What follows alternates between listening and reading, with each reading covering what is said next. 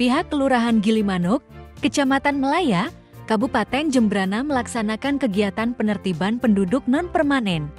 Dalam kegiatan ini, tim penertiban berhasil menjaring sejumlah penduduk pendatang yang belum melengkapi administrasi kependudukannya.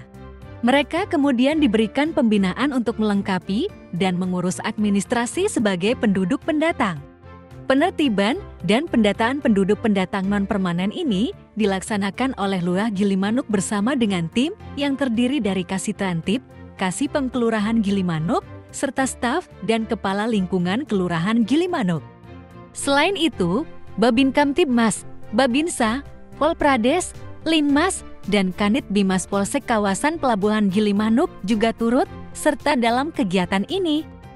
Lurah Gilimanuk, Ida Bagustoni Rahadikusuma, mengatakan bahwa dalam kegiatan non-justisi ini, tim berhasil menemukan 10 orang penduduk pendatang di beberapa tempat kos di Kelurahan Gilimanuk. 10 penduduk pendatang tersebut dihadirkan ke kantor lurah untuk diberi pembinaan. Dalam pembinaannya, pihak Lurah Gilimanuk memberikan teguran tegas kepada seluruh penduduk pendatang yang terjaring untuk segera membuat surat keterangan penduduk non-permanen. Mereka diimbau untuk mengurus surat tersebut melalui Kepala Lingkungan setempat atau langsung ke kantor Lurah Gilimanuk. Lurah Gilimanuk juga mengingatkan penduduk pendatang agar melaporkan diri kepada Kepala Lingkungan setempat dalam waktu 1 kali 24 jam demi tertib administrasi kependudukan.